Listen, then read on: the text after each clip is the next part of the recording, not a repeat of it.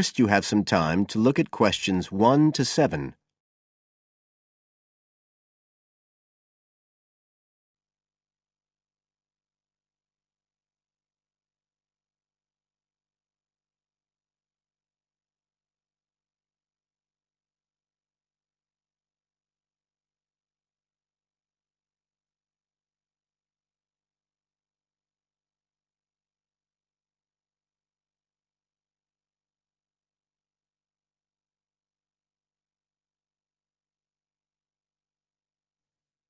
Listen carefully and answer questions 1 to 7.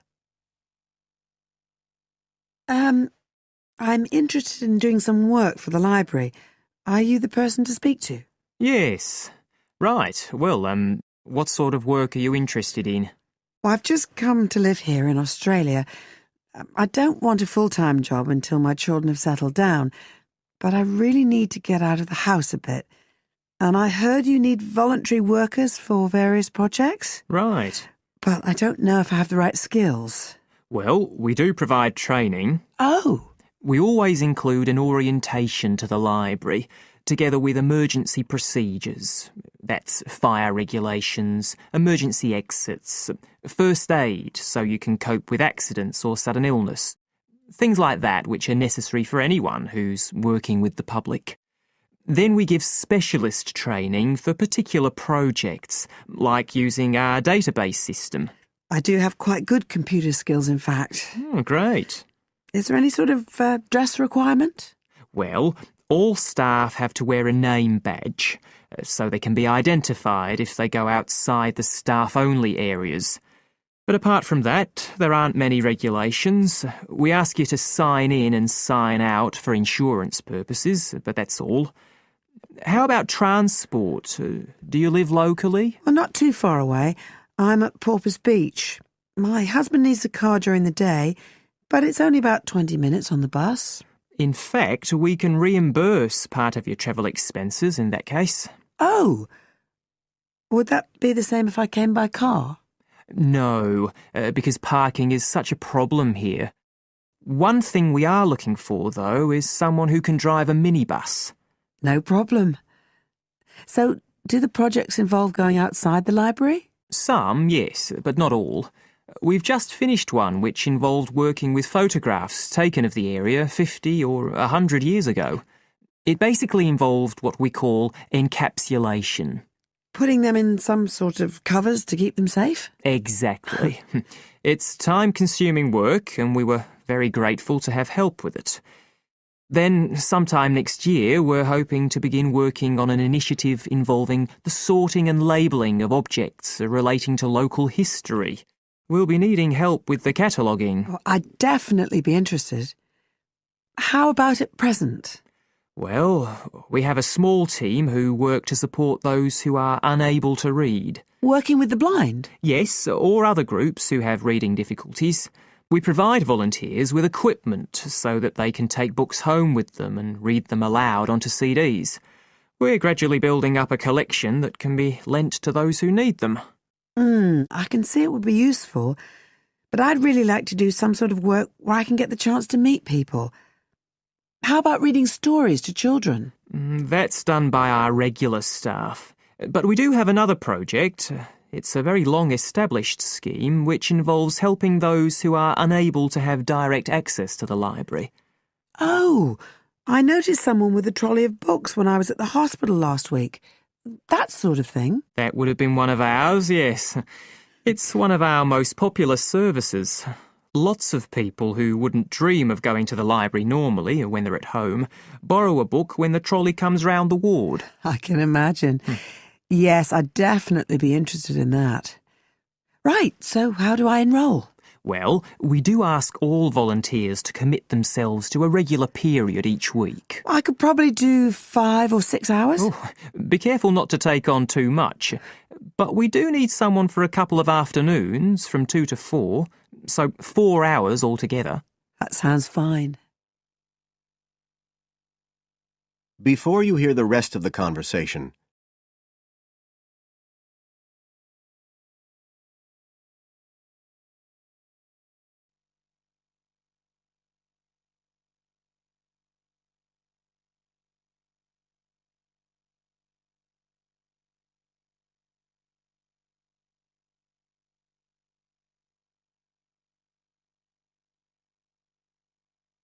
Now listen and answer questions 8 to 10. Right, so here's the application form. It asks the usual questions, name and address and telephone number. You also need to fill in details of who we should get in touch with in case of any accident or problem like that. We do need to have that filled in. And there's a space for date of birth, but that's only if you're over 75, so we won't worry about that. No. Oh, it asks for qualifications. Do I need to provide certificates? They're not necessary. We'll need the names of 2 referees, not relatives or family members, obviously. What else? Signature of parent or guardian. That won't be necessary, as I assume you're over 18. Yes. What's this? It says civil conviction check. That's a document we have to provide by law for those working on projects involving children, so we won't need it in your case. But you will need to sign this separate document. That's a copy of commitment. It's basically an agreement to work according to the library guidelines. So, if you'd like to fill this all in, you can do it here or take it home, whichever you prefer. I'll take it home if that's okay. Right, well, thank you for your time. That is the end of part 1. You now have half a minute to check your answers.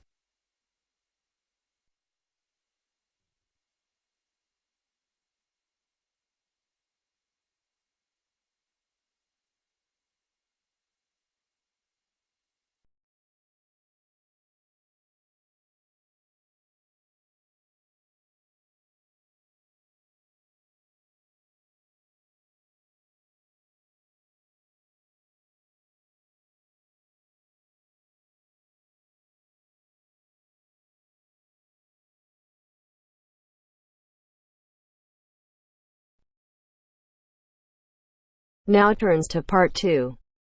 Part 2. You will hear a presenter on a radio phone-in show. The presenter is talking to a woman who was bitten by a poisonous spider. First, you have some time to look at questions 11 to 15.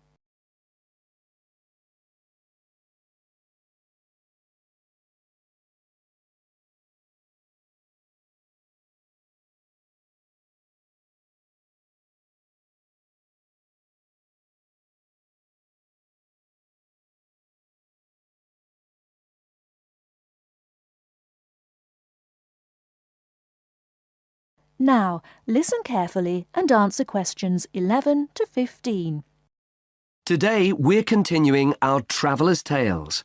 On the line we have Amanda Toddington, who had quite a nasty experience in Australia last year. Isn't that right, Amanda? Yes. My husband and I were on holiday and we were staying at a friend's house on the coast near Brisbane. It was towards the end of the holiday and I was about to go into the garden and enjoy my breakfast. I walked out into the kitchen, slid my left foot into my shoe and felt a tiny sting. It was pretty painless, but I shook the shoe off my foot and saw this tiny spider running out as the shoe hit the wall. Anyway, not being an expert, I presumed the worst, that I'd been bitten by something that was going to kill me, and I completely lost control. I don't think I've ever screamed so much in all my life. We'd been told beforehand to always check our shoes before putting them on, as it's a common way to get bitten. So I suppose it was my own fault, really. So what was it that had bitten you? Tony, that's our Australian friend, he immediately asked me if I knew what had bitten me, and I pointed to the corner of the room where I'd last seen the spider. He picked up a jar and found the creature in the corner where the shoe had hit the floor. "It's a redback," he said, and he gently placed the jar over the spider. The funny thing was, we'd been talking about some of the creatures we needed to be careful of a few days previously, and as he said the name redback, the conversation came flooding back to me. In particular, the fact that the bite can be extremely painful. I've found out since that the redback is from the same family as the black widow spider, and it's the female that does the damage, which it turned out was what I'd been bitten by. You must have been absolutely petrified. You can say that again. I remember feeling quite confused. I wasn't in a great deal of pain to begin with, and yet I could see from our friends' faces that they were concerned. Tony explained that the venom or poison of the bite spreads quite slowly, so the pain doesn't feel too bad at first. Gwen, Tony's wife, brought an ice pack, and Tony held it against the bite to make it less painful. Apparently, you're not supposed to put a bandage on the area, as this can make it hurt even more. Tony tried to put my mind at rest by explaining that this was quite a common bite, that the hospital would have an antivenom, and that everything would be okay. But I was beginning to panic. We were flying back to the UK the next day, and I really didn't know what to do. Before you hear the rest of the talk, you have some time to look at questions 16 to 20.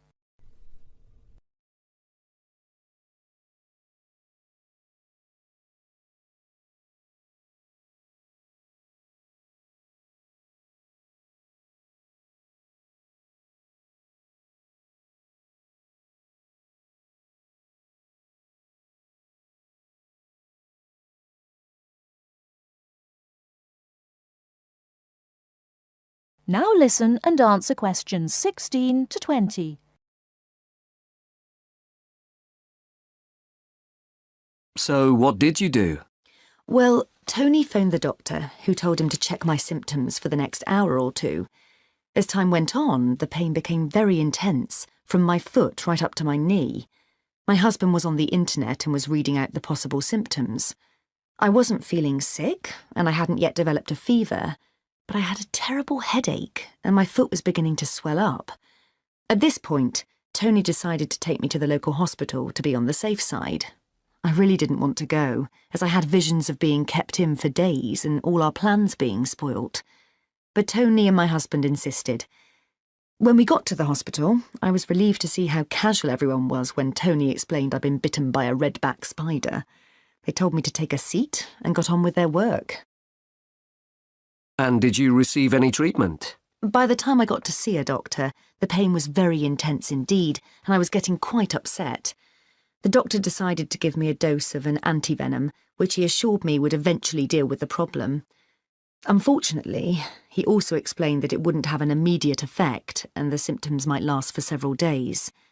But the story has a happy ending. My husband managed to book us onto another plane 1 week later. And even better news was that the symptoms of the bite finally cleared up after about 24 hours. Within a couple of days, I was back to normal again. So thanks to the spider, we managed to extend our holiday by a week.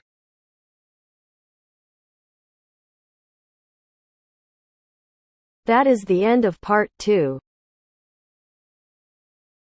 You now have half a minute to check your answers.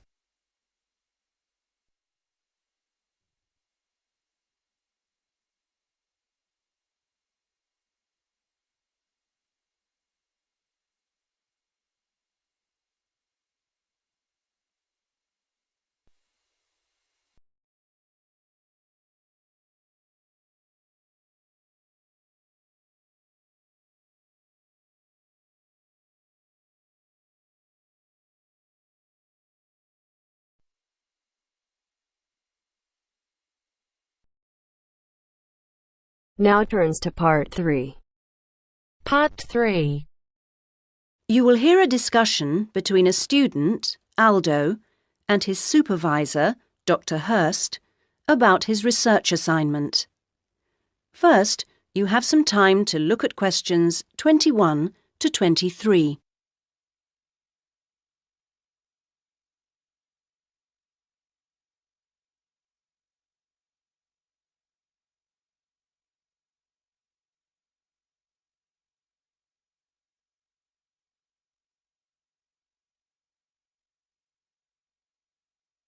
Now listen to the first part of the conversation and answer questions 21 to 23. So, Aldo, how's it going so far with your assignment? Not too bad. You're looking at the community round here. That's right. How people perceive the community they are in. Have you made much progress? I conducted quite a lot of interviews on the street with local residents. Their responses are interesting. I haven't got quite as many yet as I'd like. I had wondered if I'd have language problems, particularly with the different accents. I seem to have managed, though. Having to work in the open has made it harder, and with the cold weather there's been recently, people don't necessarily want to stop and talk like they do if it's nice and sunny. That's something I've had to deal with. Of course, some people are too busy to stop and talk, but that's okay. I see.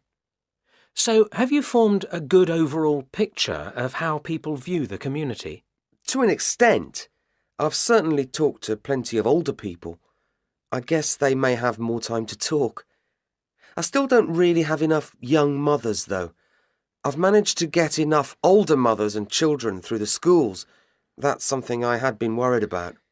Well, that shouldn't be too hard. Now, how are you going to deal with all the data you've collected? That's the difficult part. I guess I need to run some analyses, but I'm rather unclear about what methods to use. You've told me you're confident about using computers, so you just need some input on choosing programs. You should attend a statistics seminar. They're held every Friday after the methodology seminars in room 105. That should help you to select an approach. Oh, good. I'll do that. Now you have some time to look at questions 24 to 30.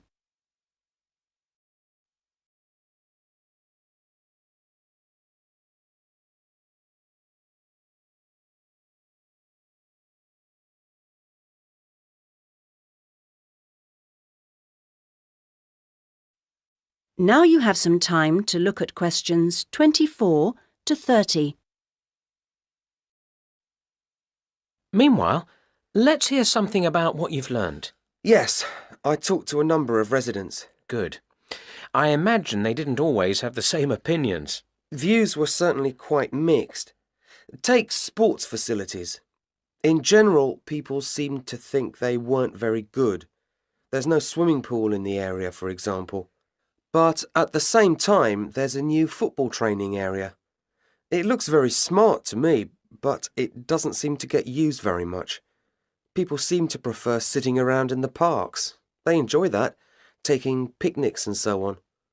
Although they want the council to be more efficient at cleaning, there's a lot of litter. People are obviously very concerned about their children's learning. The general view seems to be that early schooling at primary level is of a good standard in the area, but that this standard declines as children move up through the system. The colleges were criticised in particular. OK. Now, are you going to collect any more data? Some, I hope. There's a local festival next week, and I think the events there will give me some useful opportunities. I talked to a council officer about it all. Good. What does it involve? First, there's a dance show, which I'm sure I'll enjoy. The council explained that the concert hall's being renovated and won't be ready in time, so it's being held in the main square, which I think will be better anyway. At least I'll have more space to wander around in. True. And so I hope to be able to carefully watch the age groups that are there in the audience and make notes about how they interact. So that's one event. Then the following day there's another interesting event which I look forward to going along to, and that's a cookery competition. Oh yes, interesting. I think so. Yes, that one's being organised in the town hall, which has a big space apparently. With food and cooking from all the different people in the area, the council officer told me that it'll be a good chance to find out about the different cultures that make up the community. Sounds promising. Then there's one more event I'd like to go along to. The council officer promised me that the courses fair will be interesting. It's going to be in the Langtree Theatre, and the officer said lots of teachers will be there. I've already talked to plenty of them, but he advised me to put some questions to the head of education, who will also be there. That's all very useful. OK, I suggest you come back next week. That is the end of part 3. You now have half a minute to check your answers.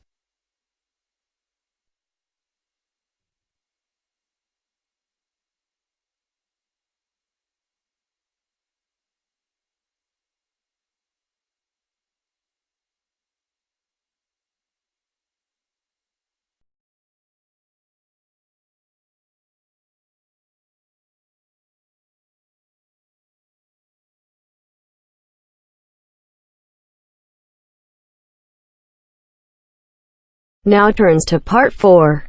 Part 4.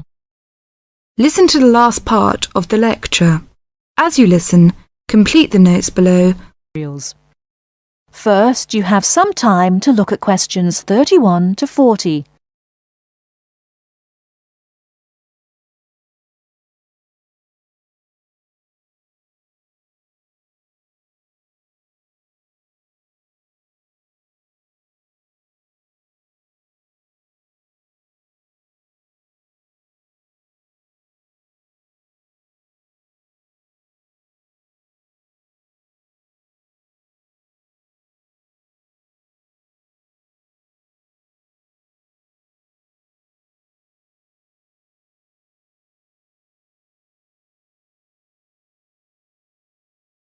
Now listen carefully and answer questions 31 to 40. Last time I said that a lot of Irish people left the country and went to England, America and many other foreign countries. Today I'd like to talk about the emigration. The effects of immigration were not all bad. The immigrants experienced a lot of hardship in their new countries. There is a famous story about a park in Shanghai where Chinese and dogs were not allowed. Well, in England, until into the 1950s, signs for jobs sometimes read, "Irish need not apply." The immigrants often experienced discrimination, but they formed many organisations to look after their fellow immigrants. Many of these organisations later became very important. In America, the Irish chose politics as the way forward, and significant cities were controlled by Irish politicians. This movement reached its peak with the election of John F. Kennedy in 1960. His grandparents came from Ireland, and his election had a significant impact in Ireland, helping the process of recovery of self-confidence which we have today. Today, there are 70 million people of Irish descent living outside Ireland. In America alone, there are 40 million people, and 10 million of these people have a 100% Irish background. They carried the culture of their home country with them and adapted it to their new home. They made changes which would be unthinkable in the home country, and we often laughed at the Yankees' Irishness. In fact, any immigrant who came back to live in Ireland, often after many years, found it very difficult to fit into Irish society again. They had been changed by the experience. These immigrants have always had an interest in the old country. The American letter was a letter containing dollars sent back to one's family. More recently, President Clinton has been very influential in bringing peace to the north of Ireland. Riverdance itself was the idea of a dancer who was American, who applied American methods to traditional dancing, and the fusion was immediately popular. Modern Ireland has been able to use the disaster of the last century to learn modern marketing techniques and apply them, without at the same time losing what is distinctive about itself. Riverdance is a demonstration of that distinctiveness.